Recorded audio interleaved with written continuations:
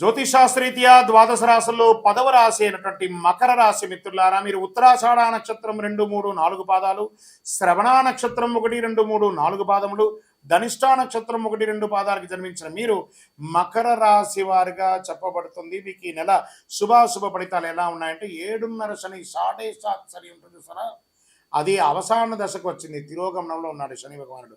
మకర రాశి వారికి నెలలో అనుకూలం ప్రతికూలం అన్నీ ఉంటాయి.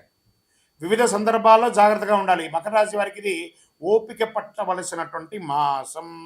శుక్రుడి నెల 9వ ఇంట్లో కేతుతో కలిసి ఉన్నాడు. బృహస్పతి మొత్తం 5వ ఇంట్లో ఉన్నాడు. శని మాసమంతా 2వ ఇంట్లో తిరోగమనంలో ఉన్నాడు. 8వ ఇంట్లో నుండి సూర్యుని ప్రభావం. ఆదాయం దినదినాభివృద్ధి చెందుతుంది. ఆదాయం ఉంటుంది కానీ ఇబ్బందులు కూడా ఉంటాయి. జీతభత్యాలు పెరిగే అవకాశాలు ఉంటుంది ఉద్యోగస్తులకి. వృత్తి వ్యాపారాలు కూడా లాభాలు నిలకడగా సాగుతాయి. సేవా కార్యక్రమాల్లో పాల్గొంటారు. పేరు ప్రతిష్టలు తెచ్చుకుంటారు. ఆర్థిక ప్రయత్నాలు, మీరు లోన్స్ కోసమో, బ్యాంక్ లోన్సో, చిట్ ఫండ్స్ వీటికన్నిటికీ వెళ్ళేటప్పుడు కొంచెం జాగ్రత్తగా ఉండండి. ఆహార వ్యవహారాల్లో జాగ్రత్తగా ఉండండి. దంపతుల మధ్య అన్యోన్యత లోపం అవుతుంది, జాగ్రత్త. ఆకస్మిక ధనలాభం మాస ద్వితీయంలో వస్తుంది. ఉద్యోగస్తులకి పనిభారం పెరిగినప్పటికీ మీ సహ ఉద్యోగుల సహకారంతో రాణిస్తారు. కొందరికి ప్రమోషన్స్, జీతాల పెంపు అని జరుగుతుంది. కాస్త గాసిప్స్, మనుషులు లేనప్పుడు వెనక వారి గురించి మాట్లాడకండి. వృత్తి వ్యాపారాలకి అనుకున్న దానికంటే ఎక్కువ ఆదాయం, ప్రభుత్వ లైసెన్స్ వంటివి పొంది జాప్యం జరగవచ్చు. మాస ద్వితీయంలో పొందుతారు. ఆకస్మిక ఖర్చులు, రుణం కూడా తీసుకోవాల్సి వచ్చే అవకాశం ఉంటుంది. ఆదాయంతో మీకు ఆర్థిక ఎలా ఉంటుందంటే రోలర్ కోస్ట్ ఐడియా ఉందా? అలా ఇలా పెరుగుతుంది తగ్గుతుంది, పెరుగుతుంది తగ్గుతుంది, పెరుగుతుంది అలా ఉంటుంది ఈ నెల. ఆర్థికంగా రోలర్ కోస్ట్ ఈ నెల. మీకు మాస ప్రారంభంలో తల్లిదండ్రుల మధ్య అభిప్రాయ భేదం వచ్చే అవకాశం ఉంది. పెద్దవాళ్లతో కాస్త గట్టిగా మాట్లాడండి. సోదరులతో అభిప్రాయ భేదాలు రావచ్చు. సోదరులతో ఏర్పడిన చిన్న చిన్న వివాదాలు పరిష్కారం అవుతాయి. మాస ద్వితీయం తర్వాత కుటుంబంలో సంతోషం ఉంటుంది. మిత్రుల విషయంలో ప్రయోజనం పొందుతారు. ఆస్తుల విషయంలో కొంత ఓపికగా వ్యవహరించండి. ఉద్యోగం చేసే స్త్రీలకు ఈ నెల కాస్త మిశ్రమం అని చెప్పచ్చు. డ్రైవింగ్ చేసేటప్పుడు చాలా జాగ్రత్తగా ఉండండి. రాత్రిపూట ప్రయాణాలు మానుకోండి. ఆరోగ్యం జాగ్రత్త. కొలెస్ట్రాల్ ఊబకాయం అయ్యే అవకాశాలు బాగా కనబడుతున్నాయి. విద్యార్థులకి చాలా కష్టపడి చదివితే గణనీయమైనటువంటి విజయాలు నేర్చుకుంటారు. రాజకీయ నాయకులకి మిశ్రమం. షేర్ మార్కెట్ మిశ్రమం. మీడియా రంగం బాగుంది. ఐటీ రంగానికి మిశ్రమం. వివాహం కాని వారికి 1-2 మంత్స్ వెయిట్ చేయండి. అదృష్ట రోజులు సెప్టెంబర్ 5, 8, 12, 15, 16, 22 ఇవన్నీ కూడా బాగుంటుందని కూడా చెప్పచ్చు. చంద్రాష్టమం ఈ నెల మీకు 2 సారి చంద్రాష్టమం వస్తుంది.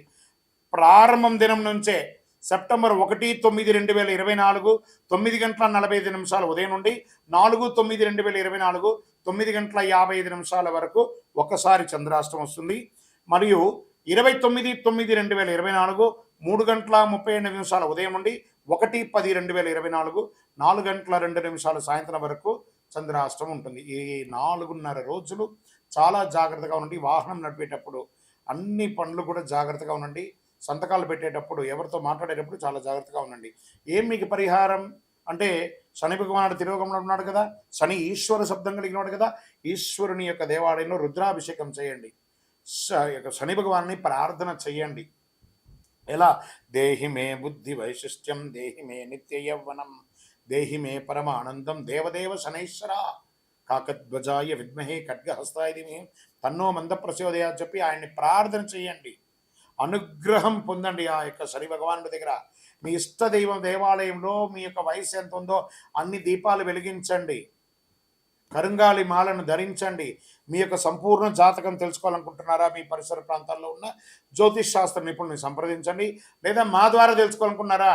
ఈ కింద వాట్సాప్ నెంబర్కి మీ date of birth, time of birth, place of birth WhatsApp చేయండి. వినాయక చవితి అందరికీ గుర్తుండే ఒక వినాయక చవితి. దీన్ని పూజగా కాకుండా ఒక మెసేజ్గా మనం తీసుకుంటాం. మన యొక్క భూగర్భ జలాలన్నీ కూడా తగ్గిపోతున్నాయి కాబట్టి మీ ఇంట్లో మీ పిల్లలకి రెడీమేడ్ విగ్రహాలు ఇచ్చే బదులు మట్టిని తీసుకొచ్చి మీరు ఈసారి మీరు వినాయకులు తయారు చేయండి. మీరు చేస్తున్న వినాయకుడికి పూజ చేద్దాం ఒక టాస్క్ ఇవ్వండి. చాలా అద్భుతంగా ఉంటుంది. వాటిని పూజించండి. ఆ యొక్క వినాయకుడిలో కాస్త తులసి విత్తనాలు లేదా టమోటా విత్తనాలు, కొన్ని కూరగాయల విత్తనాలని ఆ పిల్లలకిచ్చి, ఆ మట్టిలో కలిపి ఆ విగ్రహాన్ని తయారు చేయమనండి. దాన్ని పూజించిన తర్వాత వాళ్ళ చేతనే నిమజ్జనం చేయించండి. ఒక బేసన్‌లో నీళ్లు పోసి. మీ ఇంటిలోనే ఒక తొట్టిలో వేయండి. ఆ చెట్టు వస్తుంటే ఆ పిల్లలు ఆనందపడతారు. నేను క్లే గణేష చేస్తే మా ఇంట్లో చెట్టు వచ్చింది. దానివల్ల ప్రకృతి బాగుంటుంది. ఆక్సిజన్ పెరుగుతుంది. అన్ని రకాలుగా ఉంటుంది. ఇక మండపాల్లో వినాయకులు పెట్టుకునే వాళ్ళు దయచేసి ఈ ప్లాస్టర్ ఆఫ్ ప్యారిస్‌తో కూడినటువంటి వినాయకుడిని దయచేసి పెట్టకండి. క్లే గణేష్ అని పెట్టండి. తర్వాత మండపాల్లో ఈ సినిమా పాటలు అవన్నీ కూడా కాస్త అవాయిడ్ చేయండి.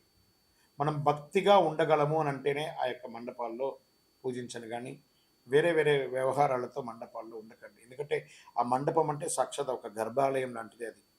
ఆ 9 రోజులు నవరాత్రులు, గణపతి నవరాత్రులు చాలా విశేషంగా చేస్తుంటాం కాబట్టి అక్కడ పవిత్రంగా ఉండడానికి ప్రయత్నం చేయండి. మనం మొదటి రోజు పవిత్రంగా ఉండి మిగతా రోజులు కొంచెం తేడాగా ఉంటే భగవంతుడు అన్ని రకాలుగా ఆలోచిస్తుంటాడు. మనల్ని చూస్తూ ఉంటాడు. మనకి వాటిని కాస్త దాన్ని పెట్టండి. మండపాల దగ్గరగా ఎక్కువ మందిని దర్శనానికి రప్పించే మార్గం చూడండి. ఆ యొక్క భజన కార్యక్రమాలు, కళాకారులు ఎంతోమంది ఉన్నారు చూసారా, వాళ్ళకందరికీ అవకాశం ఇవ్వండి. మన కోసమే ఎదురు చూస్తున్నారు ఆ కళాకారులందరూ. వాళ్ళకి అవకాశం ఇవ్వండి. ఈ యొక్క వినాయక చవితి వచ్చిందంటే ఎంతమందికి ఉపాధి కలుగుతుంది తెలుసా? ఆకులు అలములు, మట్టి గణపతులు, పూజా ద్రవ్యాలు, భోజనాలు, మండపాలు, ఫోటోలు, ఫ్రేమ్లు, సెంటరింగ్లు, వాహనదారులు, వాయిద్యకారులు ఎంతమందికి మనం తెలియకుండానే పరోక్షంగా మనం ఉపాధి కల్పిస్తున్నాం చూస్తారా. అందుకే భగవంతుడు గణపతితో ప్రారంభించి అద్భుతమైనటువంటి అవకాశాలు మనకి ఇస్తున్నారు. ఈ గణపతి చవితిని ప్రతి ఒక్కరు కూడా ఆనందంగా సంతోషంగా ఉండండి. చెరువుల దగ్గరికో లేదా నది దగ్గరికో వెళ్ళేటప్పుడు పిల్లలు జాగ్రత్త, అది కూడా జాగ్రత్త పడండి. వినాయక చవితిని ఆనందంగా చేసుకోండి. భాద్రపద మాసం వచ్చేసింది. భాద్రపదం అనగానే మనకేం గుర్తుకొస్తుంది? ఆ ఎలుక మీద ఉన్నటువంటి వినాయకుడు దండాలయ్య ఆ గణపతికి వచ్చేస్తుంది. ఆ స్వామివారికి పిల్లలకి అందరికీ ఏం గుర్తుకొస్తుంది? కుడుములు, ఉండ్రాళ్ళు, లడ్లు ఇవే గుర్తుకొస్తాయి.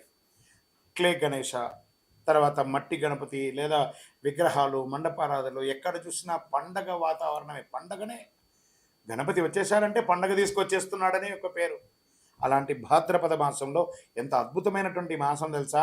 ఈ భాద్రపద మాసం రాని అసలు భాద్రపదం అనగానే అందరికీ గుర్తుకొచ్చేది వరాహ జయంతి, వామన జయంతి, ఋషి పంచమి, ఉండ్రాళ్ళ తద్దే, పితృదేవతలకి ఉత్తమాగతులు కల్పించే పితృపక్షాలు, ఇవన్నీ కూడా గుర్తుకొస్తాయి. ఈ మాసానికి ఎన్నో అద్భుతాలు ఉన్నాయి. దేవతల పూజలకి, పితృదేవతల పూజలకు కూడా ఉత్కృష్టమైనటువంటి మాసం భాద్రపద మాసం. చాంద్రమానం ప్రకారం భాద్రపద మాసం 6వ మాసంగా మారుతుంది, అంటే 6th. ఈ మాసంలోని పౌర్ణమి తిథి నాడు చంద్రుడు పూర్వభాద్ర నక్షత్రం సమీపంలో కానీ ఉత్తరాభాద్ర నక్షత్రం సమీపంలో కానీ ఉండడం వల్ల ఈ మాసానికి భాద్రపద మాసం అని పేరు వచ్చింది. భాద్రపద మాసం వర్ష ఋతువులో 2వ మాసం.